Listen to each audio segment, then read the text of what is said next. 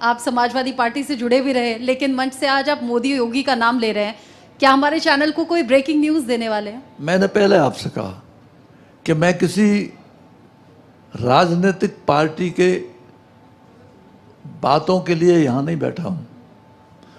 मैं जो मौजूदा पार्टी है उससे पहली पार्टी, मैं तो सबसे बड़ा प्रशंसक और साथ मुलायम सिंह यादव जी के साथ था।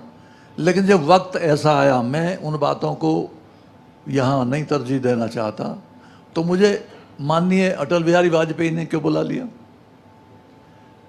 तो जहाँ सच्चाई, हालांकि मैं ये नहीं कहता कि मैं राजा हरिश्चंद्र के खानदान का आदमी हूँ, लेकिन कोशिश रहती है अपनी कि दिल और दिमाग जिस बात को एक्सेप्ट करके, सोच करके आगे बढ़ने की प्रेरणा दे, उस प्रेरणा के शब्दों के साथ और विचारधारा के साथ आदमी को आगे जाना चाहिए, ऐसा मेरा सोच है। अच्छा, ये तो बता दीजिए, मौजूदा सरकार जो यूपी में है और इससे पहले की सरकारों में अंतर देखते हैं कुछ? निश्चित तौर, मैं ये नहीं कहता कि सरकार में सारी अच्छाई हैं, लेकिन पहले भी कुछ बुराइयां मौजूद थी और समाज में रहती हैं। प्रकृति का एक बैलेंस है, अच्छाई भी रहती है, बुराई भी रहती है, और ये दोनों चीज़ें ऐसी हैं कि एक के बगैर काम भी नहीं चल सकता। अदरवाइज आप तुलना कैसे करोगे कौन अच्छा है कौन बुरा है। तो कुल मिलाकर के सरकार ने भी बहुत अच्छे काम किए हैं, कुछ धारणाएं अच्छी बनी हैं योगी जी की सरकार में, और कुछ परंपराएं पहले भी अच्छी थी। ऐसा नहीं है कि वेद काल से और योगियों के उस वक्त से ये काल कोई बहुत बड़ा है, बहुत आगे चला गया है, लेकिन अच्छाइयाँ हर जगह मौजूद रहती हैं। उनका अनुसरण, उनको लागू करने का काम जो सही रूप में कर लेता है वो वास्तव में अनुकरणीय होता है। तो आज सरकारें सनातन को, पुरातन को, परंपराओं को, संस्कृति को जो तरजीह देकर के लागू करने का काम और बात करती हैं, उसके लिए तो उन्हें बधाई दी जा सकती है, इसमें कोई दो राय नहीं है। अच्छा, मैं जानती हूँ एक कुशल राजनेता बहुत सद कर बोलते हैं, बहुत संभल कर बोलते हैं। आप बार बार बात घुमा रहे हो, लेकिन मैं फिर पूछ लेती हूँ, अगर भविष्य को देखते हुए राजनीति में फिर से वापसी हो रही है, तो दो रास्ते हैं ना। देखिए, एक बीजेपी की तरफ, एनडीए की तरफ जाता है, दूसरा पीडीए की तरफ जाता है। आपका रुझान किस तरफ होगा? जिधर मेरी आत्मा मुझसे कहेगी और मेरे और साथ, आत्मा कहाँ कह रही है? आत्मा किसी सच्चाई के साथ तो जाएगी, ऐसा मेरा सोच है। लेकिन इस बात को मैं इसलिए भी छुपाना रखना नहीं चाहता कि वास्तविकता ये है कि हम जमीन, हालांकि फिर बात वहीं आ जाएगी, हर आदमी अपने आप को बेहतर सिद्ध करना चाहता है। तो मैं ये नहीं कहूँगा कि मैं जो सोच रहा हूँ वो सबसे बेहतर है, लेकिन मैं कोशिश करूँगा। क्या सोच रहे हैं आप? शेयर करेंगे कुछ? नहीं, मैं राजनीति के बाद, देखिए मेरी राजनीति तो वही गरीब दुखी और गांव देहात के लोगों की है। शहर के लोगों से कोई तकलीफ नहीं है, मैं खुद शहर में रहता हूँ, लेकिन गांव का वो आदमी जो दूर झोपड़ी के किनारे पर बसा रहता है, उसकी जिंदगी को भी एक आयाम मिले, एक तरजीह मिले, एक विचार मिले, एक ताकत मिले, एक समृद्धि मिले।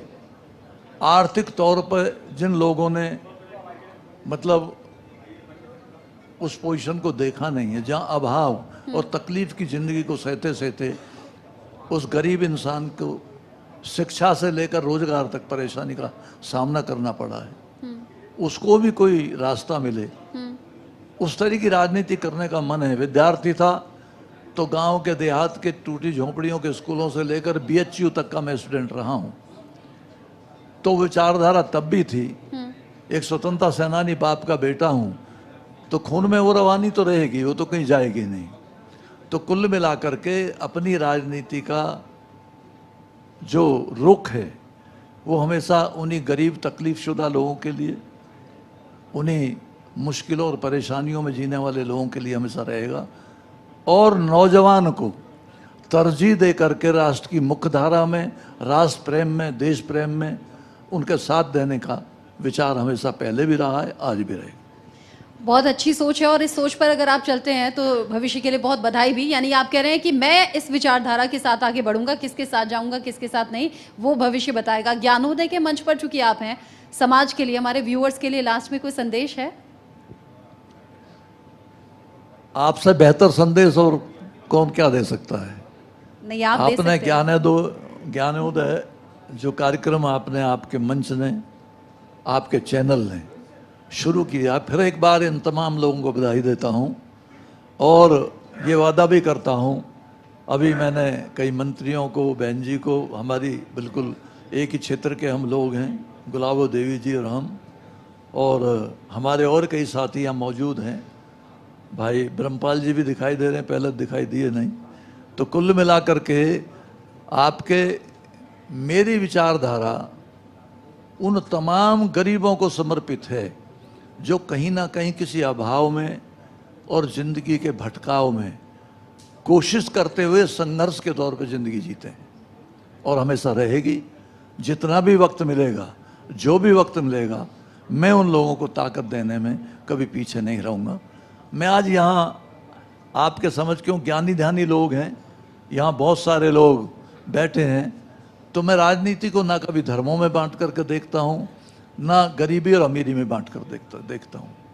सभी लोग इस देश के रहने वाले हैं, सबको मिलकर के इस देश की ताकत के लिए, राष्ट्र प्रेम के लिए, आपसदारी के लिए, भाईचारे के लिए, भाईबंदी के लिए काम करना चाहिए और अपने देश को मजबूत बनाने का काम करना चाहिए।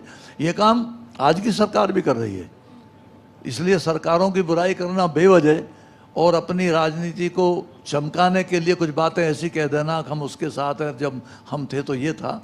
तो कुल मिलाकर के बेहतर सोच के लिए इस देश में, देश के लोगों के साथ, और विशेषकर जो नौजवान ऊर्जा है हमारी, वास्तव में अगर शक्ति का सदुपयोग नहीं करेंगे तो उसका दुरुपयोग हो जाएगा। इसलिए उस शक्ति को पहचान करके उसे आगे बढ़ाने का काम होना चाहिए और देश को उस पृष्ठभूमि पर खड़ा करने का काम होना चाहिए। मैं फिर दोहरा रहा हूँ, मैं आज बोलने नहीं आया था, मैं सुनने के लिए आया था। आप लोगों को सुना, आपके चैनल के सिस्टम को देखा और बाकी लोगों को चला। आपने ये शुरुआत जो की बेहतरीन है, उसके लिए बहुत बहुत बधाई आप लोगों को, बहुत बहुत धन्यवाद। मैं जब गेट्स में घुस रहा था, एक पत्रकार थे, मुझसे शायद पूछ रहे थे कि डीपी यादव जी कुछ आज भी अपने बारे में बताओगे, नहीं बताओगे? तो पत्रकार बंधु, अगर आप अभी यहाँ बैठे हो जिन्होंने मुझसे पूछा था, तो उनको सिर्फ 2 शब्द कहना चाह रहे मैं, आज कुछ बोल देना कि दोस्त, आंधियों के बीच जो जलता हुआ मिल जाएगा, उस दिए से पूछना, मेरा पता मिल जाएगा। धन्यवाद। बहुत खूब, बेहतर सोच के लिए और ये जो लास्ट में पंक्तियाँ कही उसके लिए बहुत बहुत शुक्रिया आपको, और जो आपने गरीबों के उत्थान की बात कही उसके लिए बहुत शुभकामनाएं भी। कुशल राजनीति का आप हिस्सा रहे हैं, आगे भी आपको उभर